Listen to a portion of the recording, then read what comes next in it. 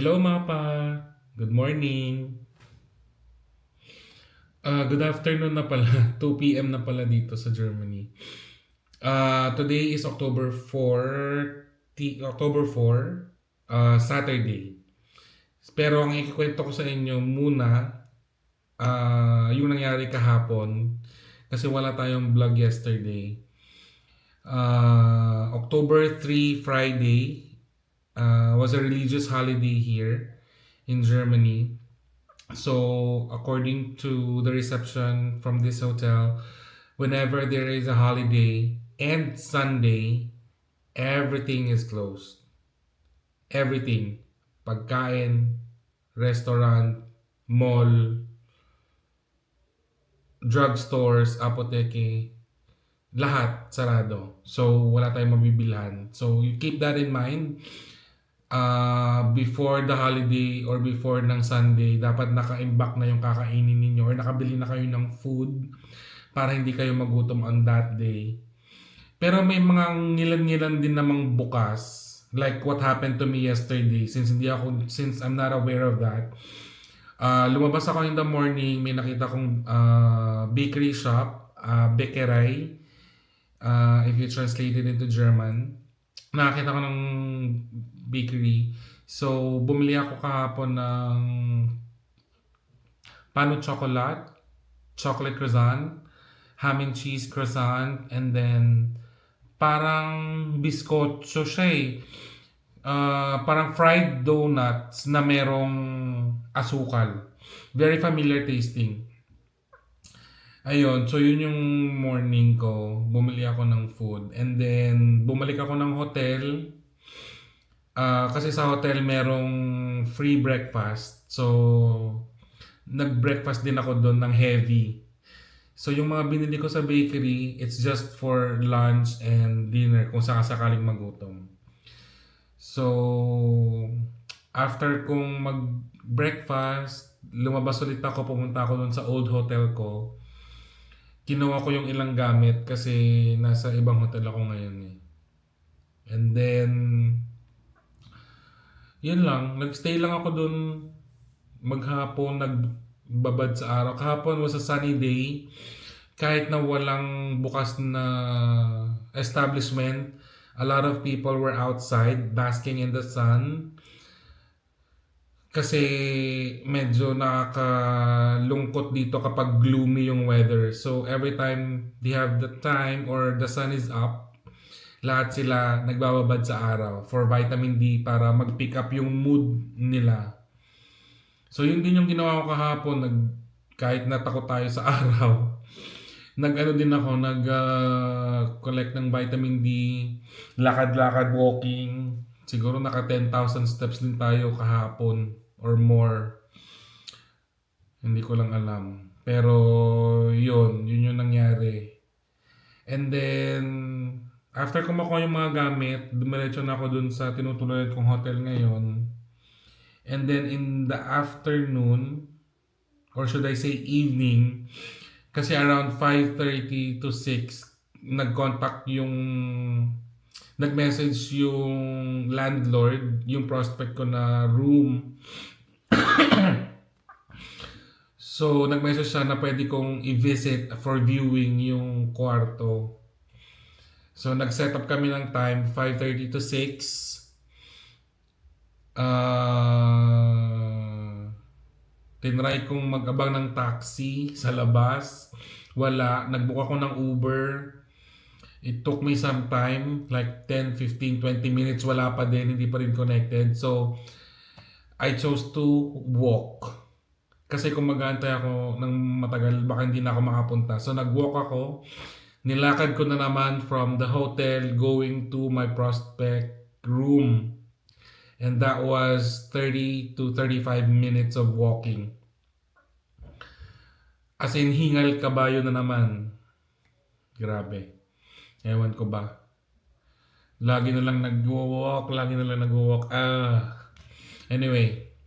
So, nung dumating yung landlord dun sa meet-up point namin, siguro 5:30 to 6.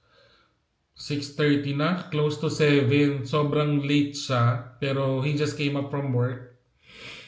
May mga dala siyang mga gamit kasi nire-renovate yung buong flat.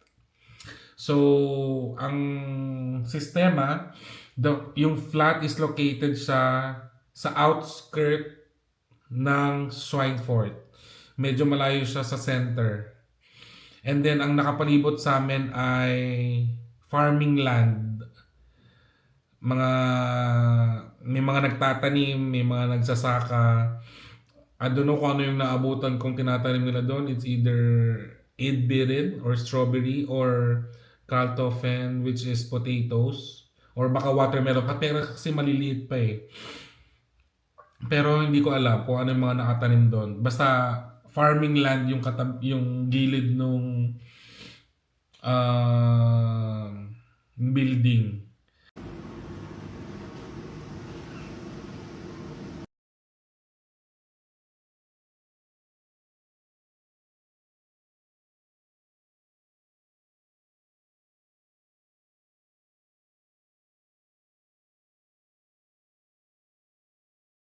Tsaka building siya ano siya eh, parang community siya na alam mo yung parang tenement style.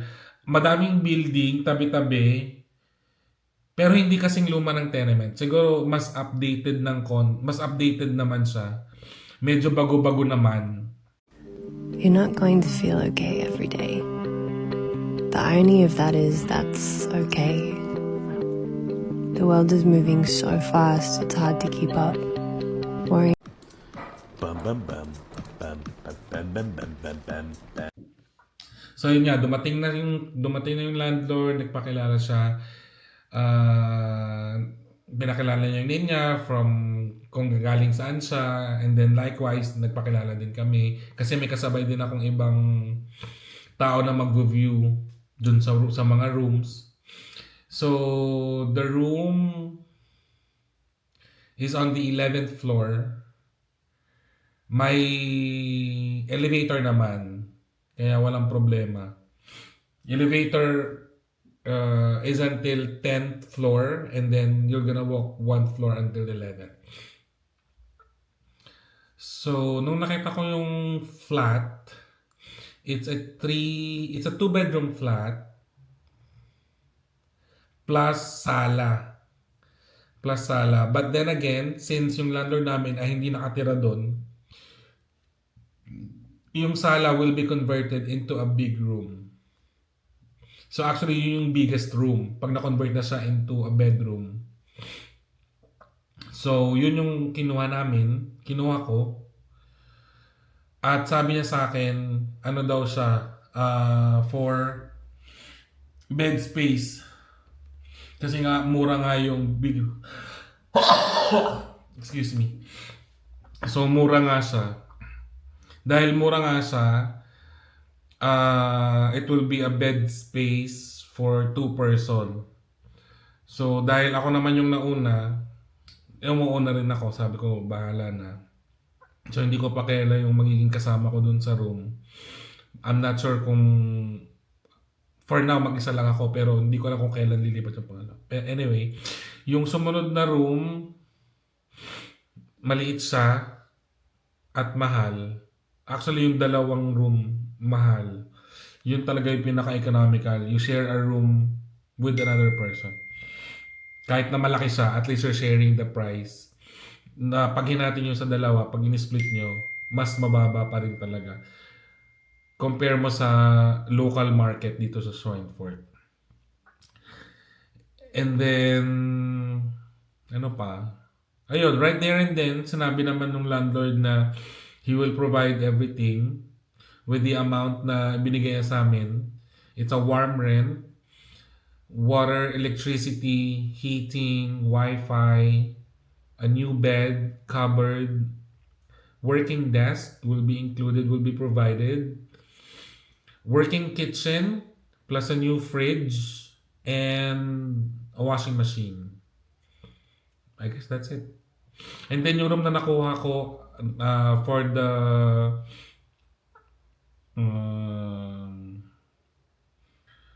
na may ka-split ako, merong balcony. So, medyo malaki talaga siya for two na pwedeng paghatian. So, wala namang problema. Pwede ka naman maglagay ng divider. Which is okay din naman, diba? And then, ayun. Yung dalawang kasama ko naman na nagtingin din, hindi, medyo concerned sila dun sa price kasi medyo mahal for both of them. Kasi what they're looking for is 2 separate rooms for both of them. So, 1 room for each. Eh, medyo mataas yung value nung yung dalawang room. Kaya hindi sila makapag-confirm. But me, right there and then, I already said confirmed to the landlord. So, ang sabi sa akin ng landlord, okay, once it's finished, after I'm finished renovating the room, maybe after 2 to 3 days, Monday or Tuesday, I'm gonna let you know. Tapos, isisend ko na lang sa iyo yung contract. So, dito, whenever you rent a room, there is a contract from the landlord. Maybe I'll discuss the contract for a room for rent and the next vlog. So ito parang ano lang to, parang diary vlog lang nung nangyari kahapon October 3. Ngayon, tsaka ngayong October 4 kasi nga wala naman akong ginawa, hindi naman ako lumabas ng bahay, nagtatrabaho lang ako, gumagawa lang ako ng vlog. And then to everyone pala na nagme-message, bakit daw yung vlog ko hindi daw siya tugma dun sa date ng sinasabi ko. Kunyari, lumabas yung vlog October... Kunyari, ngayong itong vlog ko, October 4 right now, but it will be uploaded in YouTube in the coming weeks. Maybe October 20 or maybe November 1st week. Kasi po, ang dahilan, meron na po akong mga imbak na video. Nag-i-imbak na po ako ng video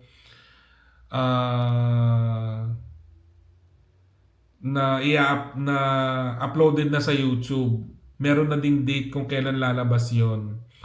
So, hindi siya talaga, yung mga videos na nilalabas ko, hindi siya same day. The reason behind it is I'm here to study. I am a student, full-time student. And then, maybe I'll do part-time as well. Kaya medyo ano tayo sa time. Kailangan natin mag-manage ng time. So, marami na akong ginawang mga vlogs na ready for uploading na siya. May date and time na din kung kailan siya ma-upload.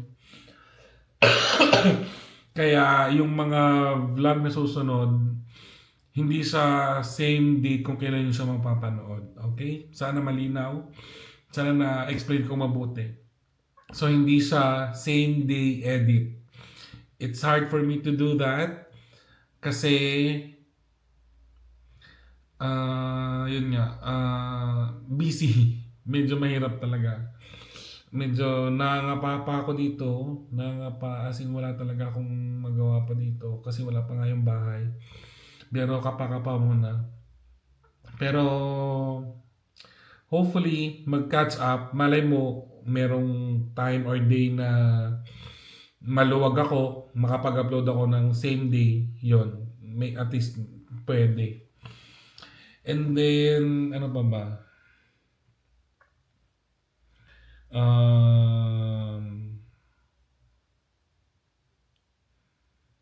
Pwede. Siguro makikita nyo kung yung pinaka-latest na happening, what's happening will be same day. Kung ano yung nangyayari sa akin will be in shorts sa YouTube, TikTok, Instagram, and Facebook. Yon. Siguro yun yung mga platform where you can follow me. And masasabi ko na yung mga in-upload ko doon was same day. As in same day talaga. Pero yung YouTube long na yung YouTube na format na mahaba, hindi siya same day edit. So, yun lang mapa. For now, yun lang muna yung ano natin. Uh, video log or diary vlog for today. Para ano lang. So, ngayon, so yun yung nangyari kahapon, October 3. Ngayon, October 4, chill day lang for me. Nag-i-edit lang ako ngayon. Natapos na ako ngayon na mag-breakfast, heavy breakfast. So, gagawa na ako ng maraming videos to be uploaded also in the coming days para hindi na ako mahirapang mag-edit. Yan. So, yun lang. Sa mga hindi pa nakasubscribe, Instagram, it's me, Marco Licious. Sa Facebook, Marco Jason Ramilo. Yung TikTok, inaayos ko pa. Yung short reel sa YouTube, Marco Jason Ramilo din. Yan. So, don't forget to follow, subscribe, like, comment. Bilang naging followers pero diary vlog lang. Para lang naman doon sa mga gusto. Pero actually, this is just a vlog for me and my family, my parents, so that they'll know what I'm doing. Pero sa mga gusto mag-follow, why not? Wala namang problema. Thank you so much. Alright. Bye, Mapa. Thank you so much, Mapa. Love you. Oh, so ayun nga, Mapa. Kala ko, hindi na ako lalabas today. Kasi nag-edit na nga ako ng ng mga vlogs na i-upload. Tapos naisip ko, Sabado ngayon, bukas Sunday. Every Sunday, lahat ng establishment close. Sarado. Lahat. Siguro may mga ilan-ilan na open kung matsambahan mo. So, kinailangan kong lumabas. Pagod. So, yung pinuntahan ko ay supermarket, Lidl. Mamaya, ipapakita ko sa inyo yung mga ilang videos na nakuha ko sa labas. Naglakad lang kasi ako. Kasi kung magbabas ako, ngayon nagpa-fog na yung ko sa Kasi kung magbabas ako, malayo pa, lalayo ako Tsaka matagal mag-aantay ng bus. Tapos lalayo ka pa, babalik ka pa dun sa main station. Saka maglilipat ng bus. Sabi ko, maglakad na tayo. Drizzling evening, guys. So, right now, it's October 4. Around 4:30 in the afternoon. Or 5:30 na yata. So, lalabas ako mag-grocery. Because it's Saturday today. Tomorrow is Sunday. Everything is closed in Germany. Sunday, everything is closed. So, I need to stock up ng food. Baka magutom tayo. Hindi pwedeng magutom. See you guys. Bye-bye. Sometimes I feel like I'm nothing. Like, why would anyone like me?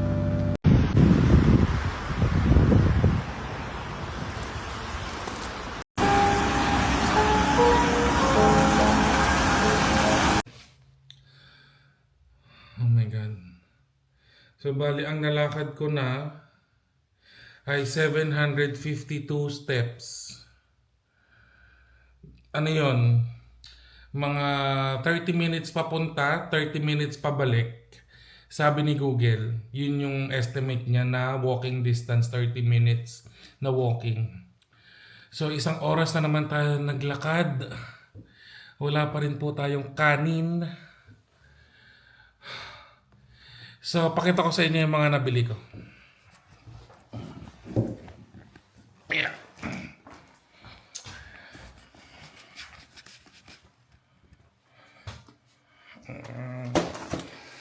So, may nabili akong chicken wings. Chicken wings na family size. 800 grams. And dalawang 2 bag ng salad. Ayan. Ayun. Hindi na ako bumili ng bread at puro na tayo bread. Yung kanin naman, kaya pa namang tiisin. So, yun lang. Lulutuin ko siya ngayon. Yung half. Or lahat na siguro lutuin ko na ngayon para pag may natira, itatabi ko na lang. Oh my God. So, ngayon, tapos na yung parang diary vlog ko ngayon. Diretso na ako mag-edit. Magtutuloy na ulit ako ng mag-edit. Kaya, at pagluluto na din. Okay. See you again, Mapa. Bye-bye. Ayan, nakalimutan ko kayong isama sa dinner, guys. Mapa, nakalimutan ko kayong isama sa dinner. So, ito na nga.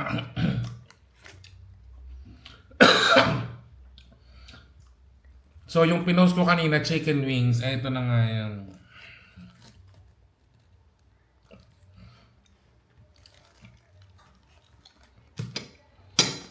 Tsaka, gulay. Mga lettuce. Walang kanin.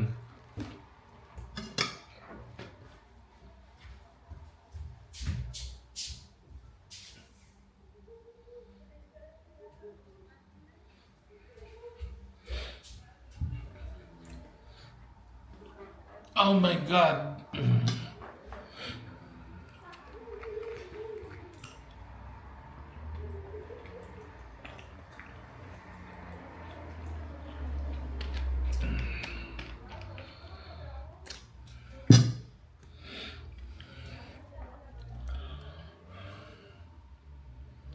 So, actually nanonood ako ngayon. So, pwede kaya yan ano.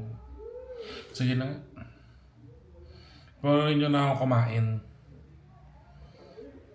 Ating mantika. O, mainit na nga. Mozzarella sticks na. Mabilis lang po yan. So, kailangan even yung init ng mantika and medyo flat yung surface. I have here tomato ketchup.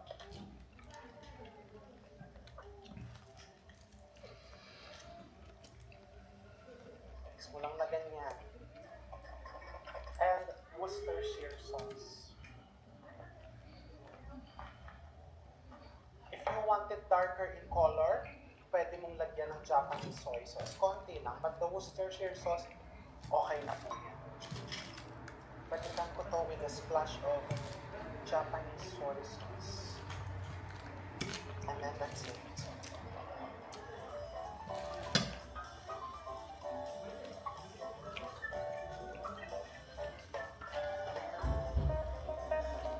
Start frying our prawn. So basically, pag nagpiprito ka ng tempura or katsu, this is actually a combination cooking method. Akala natin it's dry because prito, but actually steam yan. Kaya mapapansin mo kahit medyo ma-overcook mo ng konti yung tempura, hindi basta-basta natutuyot yung nasa loob. No? Kasi it's trapped steam.